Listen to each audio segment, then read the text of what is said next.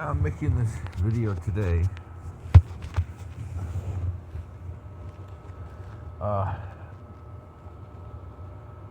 to talk about what my daughters have endured and why it's so beautiful that they keep struggling, to be good kids, to, get close to God, um, and to just be normal. And even my youngest daughter, when I challenge her, I'm like, hey, you said your prayers today? She'll say, Dad, just because I'm not, putting my head down and bowing doesn't mean I'm not talking to God.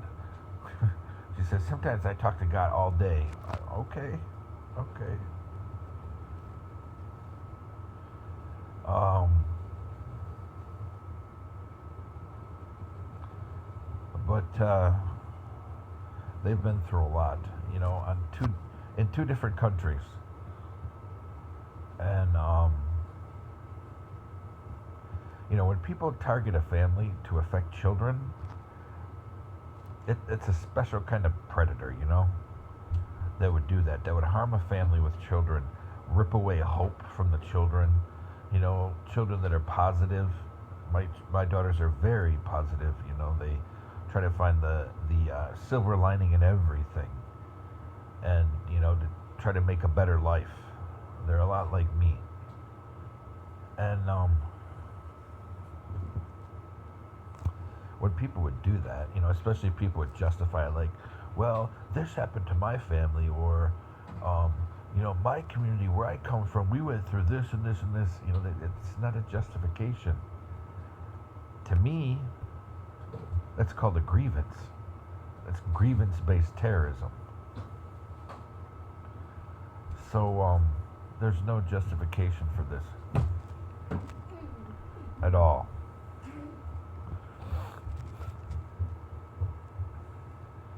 And, I encourage people to, as these people get more aggressive in what they do to my family, I will get more aggressive in my response. Whatever is necessary. And, hopefully it doesn't get confrontational.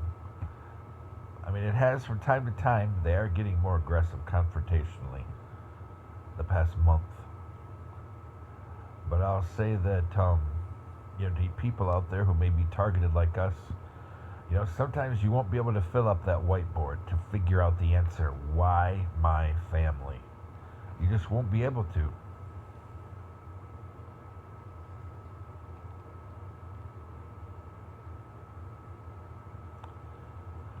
And you're just going to do the best you can to protect your family, if you can, get a CPL and get a weapon, small handgun, doesn't matter the caliber, just one that has stopping power.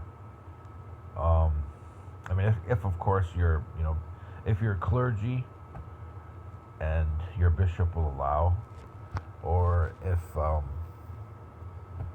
you have a wife or a spouse who is against weapons, then educate them, that sometimes you need them. And there's weapons out there that are non-lethal now. There's some very effective non-lethal weapons that, just because the effect they have on people, it has stopping power, but it's non-lethal. Like the rubber bullets. They use those in riot prevention. We were trained in that kind of stuff back when I was in the military. And you got your rubber bullets, and they have some of these gas-powered handguns that shoot rubber bullets, and when the bullets, I don't know if it's proximity or it must be on impact, but it will release highly concentrated capsicum powder, and it'll aerosolize when it hits the air, and for, I think it's like, 76% of people are sensitive to capsicum. I think it's somewhere around there. I read this statistic not too long ago. I think it was like 76%. But that's good. That's why you have the rubber bullet, is for the other 24. So But there's non-lethal stuff out there too. Protect your family, and know your resources and check your resources. Make sure they're valid. What we've encountered is people will try to. People have went to churches before. I think I said this in this video. I'm not sure. I had to refilm. But they went to churches before to try to, say things about my family.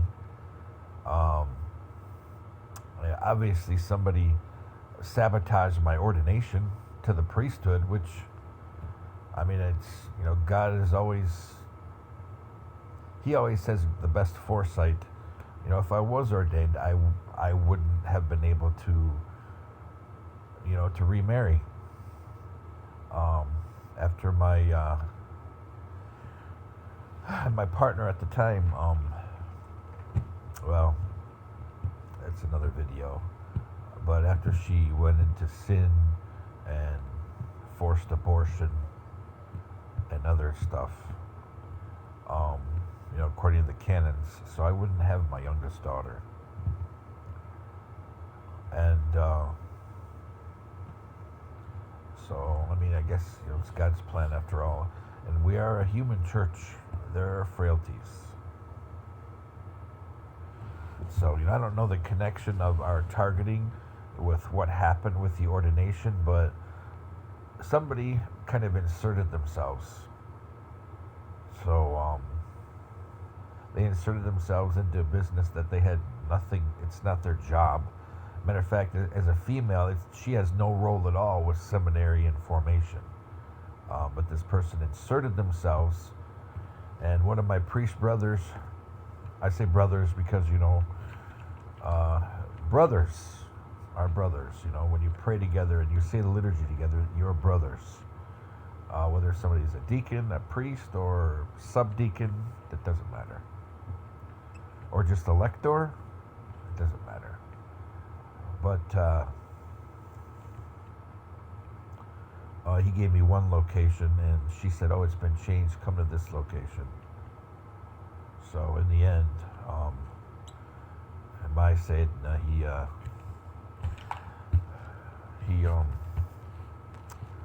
he said, "I don't know what's going on."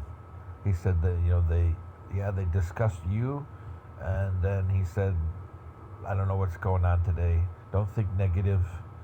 Don't be angry at your brothers or your sisters.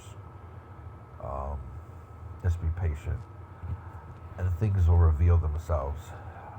So I was like, okay. But anyway,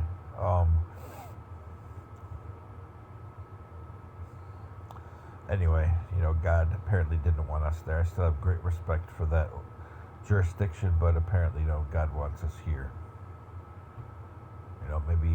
Maybe some Eastern Catholic exarch somewhere, will be looking for somebody that has sustainability ideas to support missions. Maybe. That was my big gift to that Orthodox jurisdiction, was sustainability options, which are tested, and actually locals do them all the time, and it requires little maintenance, and they can support the clergy. It's aquaculture and what do they call it? Aquaculture and aqua fish culture. I don't know, but things like seaweeds and certain species of fish, certain species of crabs. Obviously, you'd have to live near a water inlet or near the ocean, but it's done all the time in Southeast Asia. And actually, the priests that are rural in some South Asian countries, some Southeast Asian countries, they're always near the ocean, in a lot of the southern areas. So it's perfect, and it's low maintenance, and if you hire staff, it's even lower maintenance.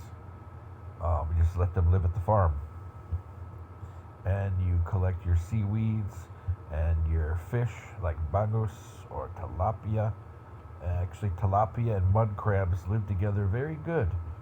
You give about a meter for one crab, one tilapia, and they're just fine. But now bangus Mangus and mud crab, they don't do very well. The mud crab eat them, but mud crab don't like tilapia because they're bony fish, and apparently I don't know. I guess tilapia fight back. So anyway, it was rejected, but that's all right. I thought about it, very thoroughly. Maybe someday somebody will say, "Hey, I heard that video. You know, we actually have a mission here, and we want to talk about that." Um, the locals, everybody in southern provinces and several Southeast Asian countries, they know about this kind of farming. A lot of people do it. It's very low startup cost. Actually, startup cost can be a micro loan.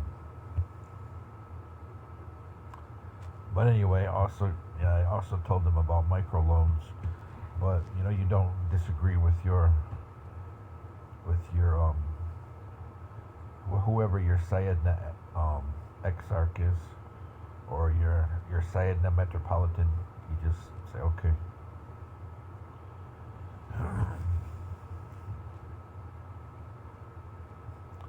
But it wasn't a pipe dream. That's what he said. But it wasn't a pipe dream. But anyway,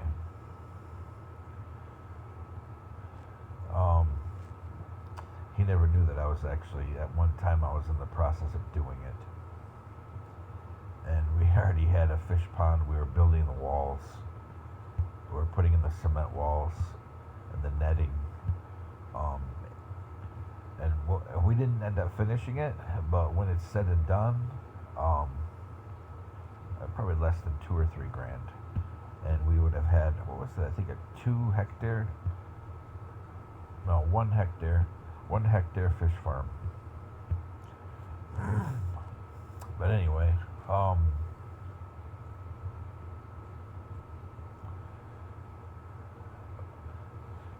so people are targeting your family, and you have children, you have to fight for them, and even it seems like it's a big beast that's targeting your family with, ample money. I can see the hands of my former employer on this, and especially being as I know some of them are from Saginaw County, and I see their hand on this, and I remember what happened in 2014, and part of the job that they do now is background checks. So, they weaponized my SF-86 and, tried to find enemies with anything negative to say. And then it branched out, as you grab people, you snowball. And as you grab people that dislike someone while you're doing this, it's almost the same effect as Me Too. But Me Too is slightly different, but this is similar. And a lot of this stuff is Saul Alinsky tactics. If somebody disagrees, they don't want to get involved, you threaten them. And you threaten to ruin them. This is the stuff they do. And, it's not the government involved. It's not law enforcement. It's not the military. Matter of fact, if the people are military contractors and OPM found out they were involved in this, they would jerk their clearances in a heartbeat. So, it's important when people do this, you got to realize, don't get frustrated or get insulted when people try to paint you as, mentally ill. The whole purpose of this is coming from somebody who's been in force protection a long time. And I studied intelligence, military intelligence. You don't leave paper trail, you don't leave evidence. And if people want to open their mouth and yap about stuff that was talked about, you threaten them. It's exactly what they do to us. Oh, you don't want the money, you don't want to get involved? Well, I happen to know that you got a kid that goes to such and such school, or I happen to know that you work here and here. How about if I went and made a scene and got you fired? This is the kind of stuff they do. These people don't deserve to wear a patch. They don't deserve to wear a badge. They don't deserve to wear a beret.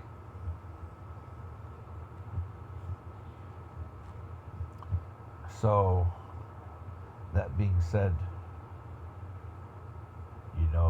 people, when they make sure my children get bullied at a playground or in a Southeast Asian country going to school.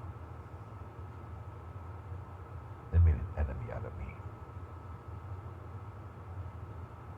And when people make sure that I can't provide for my kids, like go to my alma mater and, their dreams to be a teacher, they make an enemy out of me. And when they try to make my daughter nervous to make a new friend, or they tell their kids, oh, don't play with her, they make an enemy out of me. It shows me how sick and how really just filthy minded and really just how antisocial some people can be. And these people get government jobs, and they work in hospitals, courthouses, police stations. It makes you sick to your stomach. You see the unraveling of democracy. And I'll tell you, people out there, the current presidential administration is not going to fix things. You see, chop, chop, chop, chop. I like saving money too. And I like finding creative ways to save money. But I don't just sit down and look at a bunch of things and say, okay, you gone, gone, gone. No. I consider the merits of it. And I look at, oh, hey, what can we move here and do this? Are transitioning every few months from Netflix to Hulu to Prime Video, and we go back and forth to save money. So we don't get them all at once. So what? That's clever budgeting. But we don't just instead go and say, oh, no entertainment. Nope, we can't stream anything. Gonna have to watch, good old YouTube. YouTube is great, but YouTube is insecure. You're gonna leave YouTube open all day? That's like an open door into your network. Oh, you can't forget that if people hack your YouTube account, they have your full Google username and your password, just like that. Then you can also morph, and they can take it even further, and they can track where you're going as long as your phone is you're logged into your phone, even if your Wi-Fi isn't on, your data isn't on, because your phone is going to transmit GPS when it connects to the towers. That appears on your Google account. Didn't know that? Now you do. You can try to disable GPS, but sometimes there's settings inside of Android. It will come back on. Because sometimes apps turn on GPS. You got to go through your phone, through Android, and go through the individual apps to make sure GPS is never turned on unless you turn it on. Are people going to take the time to do that? So, yeah, then they can track where you're going. And that's how they can follow you around. No, you're not crazy. That's how they're following you around. Try leaving your phone at home. And then if you are, if people in your neighborhood are trying to make your life miserable, maybe get you out of that apartment, or maybe somebody's paying them, to just torment you out of revenge, or because you decided to stand up against a multinational defense contractor because they're doing things that violate military special operator and violate military battle buddy codes of honor. Well, you may see a bunch of cars leaving your apartment complex when you are, because you left your phone at home. Or you'll see people standing on their patios watching you as you pass by. Probably a good chance, yeah. They're organizing against you, and they're stalking you.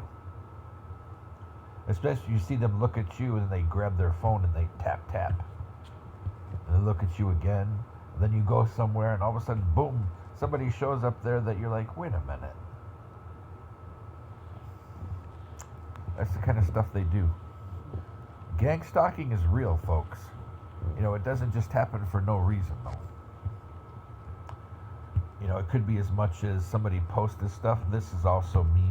Somebody posted stuff on QAnon websites. People spread rumors.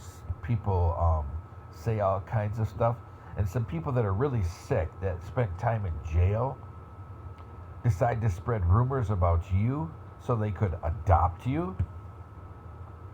Oh, they wanted you to be treated like people are treated in jail. Well, let me tell you, if that's a family situation, no thanks. I've never heard of the woke jail crowd having a large voice. That just sounds sick to me.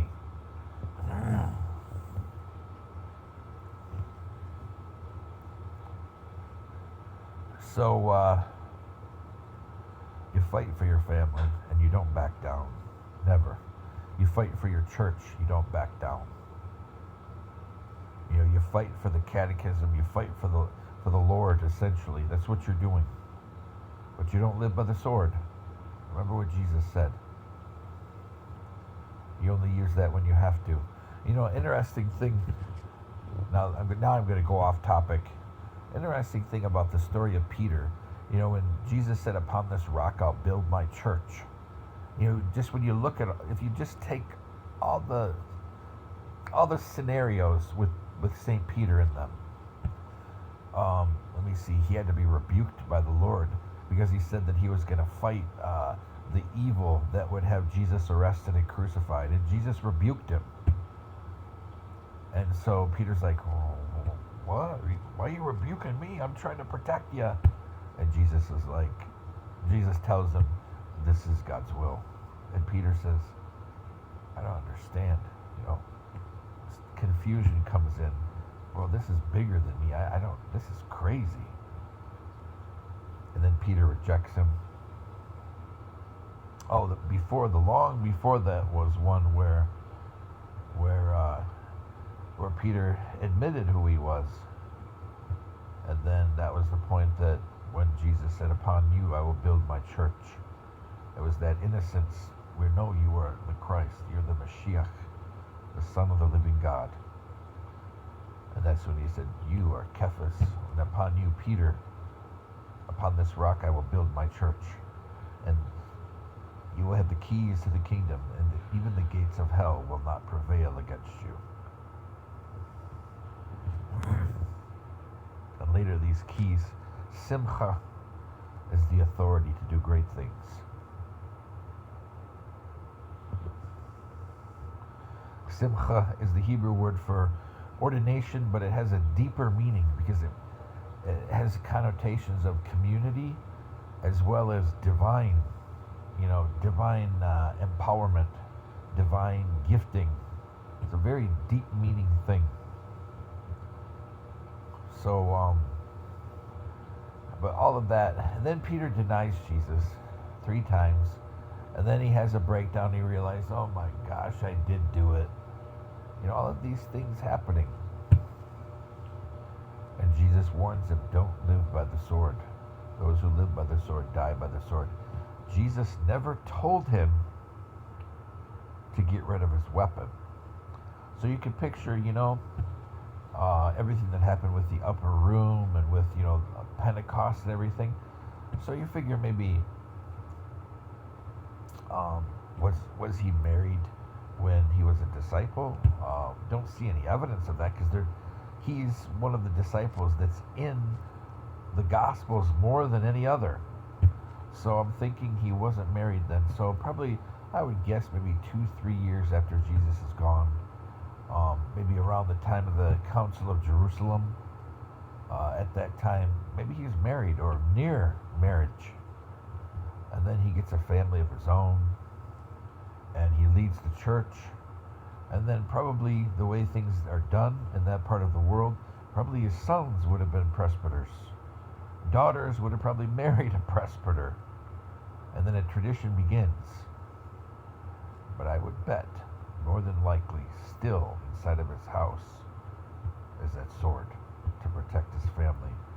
So the same is true for all of us fathers, and even for single men, single women, and even for clergy, if their bishop says, okay, under limited circumstance, as a last resort, protect yourself and whoever is in the rectory. Because we have to fight evil, lest evil overcome us. God doesn't send, just like Jesus also says, the time of thunder and lightning is done. It didn't move people enough, so now is the time of faith. So you have to have faith in yourself, faith that if God does not turn the blow at that very last minute, that you have that last resort to fight back, trying to minimize harm to other people. And, if somebody strikes you, then, give of yourself more. See if that disarms them. If it does not, then you have the last resort. Beautiful Peter, beautiful St. Peter. Kephas, rock. Somebody who said, I am so unworthy to die in the manner of my Lord and my Master, my Sayyidina, Rabboni, my Lord, my teacher, that he was crucified upside down and then burned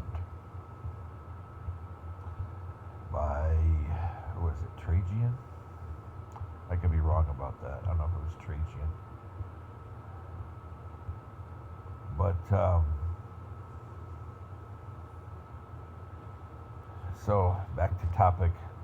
So you fight for your family, and don't be intimidated by, if people are really good at organizing. All that does is show some of the people who are behind this, they know how to organize within religious communities, within racial communities, and they must have some kind of a background in organizing if people know how to organize to hurt people.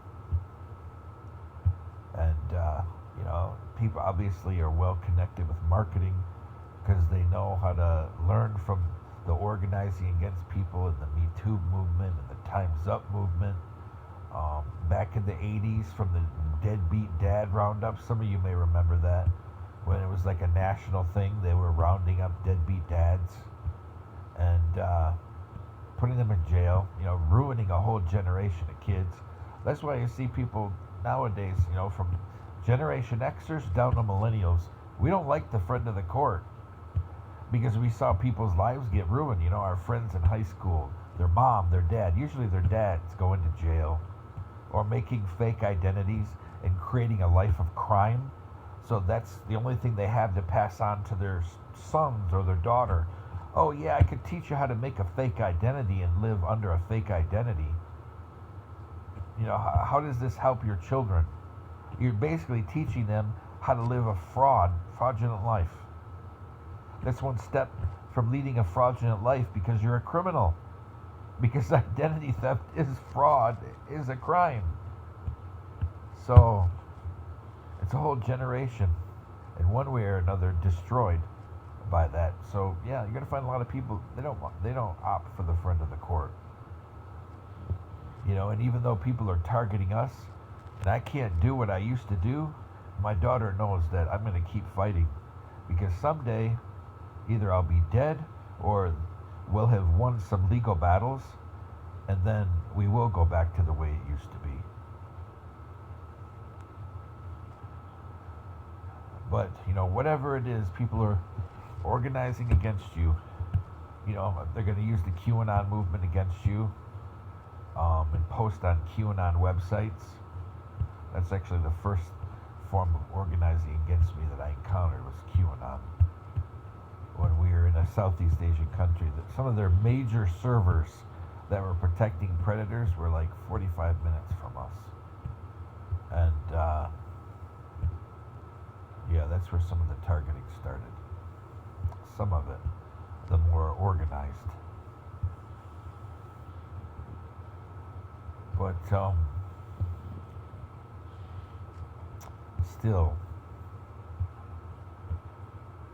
there is no Q. Investigation has proven there's no such thing as Q. It's a fictitious person's made up. We have a QAnoner that works at the Saginaw VA, and she got a license plate, and it's ridiculous. Q does not exist. First of all, anybody who had that, very, very compartmentalized clearance is going to have nothing to do with any of this stuff. Nothing. You don't want to jeopardize that clearance. There's only a few people that have very, very high level compartmentalized clearances, besides politicians. And those guys and gals, they try to hold on to them for a lifetime. Some clearances, you mess up a second time, you're done. You can't get it back. So, it doesn't matter who your security manager is. But anyway, so I'll just say that. And I pray for the people involved in QAnon who have good intentions for our country. They want to see more racial equality. They want to see more economic justice. They want to see small businesses stronger again. Your help is in the hills. The Lord sends your help. And I'm telling you, it's not in the form of a man in a suit in Washington, D.C., or even a woman in a suit. It's not. It's in your community, and it's in the Lord. True recovery, true healing, true resilience, true repentance, true equity only comes through Jesus Christ and through the sacraments. His truth is in every religion. I'm just telling you the biggest manifestation of it. And only through God, especially Jesus Christ, can you find the help for your culture. I'm telling you, it's not going to be in a hero. Any of us who read comic books knows sometimes heroes go bad too. Remember Dark Knight? That was a series I collected way back when. That's when Batman had no empathy anymore. He didn't care. Yeah, he still fought for the right guys, but sometimes he did it in the wrong ways. And other times, he didn't want to get involved in battles. He said, hey, save yourself. So we can't find our hope in heroes.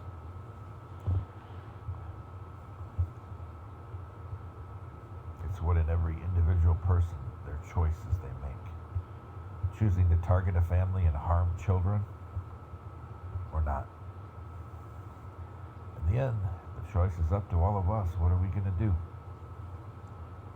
And if people continue to choose, the life of no conscience, and they harm people, and they put up money to bully people or threaten people, or they try to set people up by organizing within an agency or a medical clinic to harm people, time is going to come when people are going to see that. And all it takes is one person to see that, who's not scared, who brings attention, and then the whole house of cards will fall.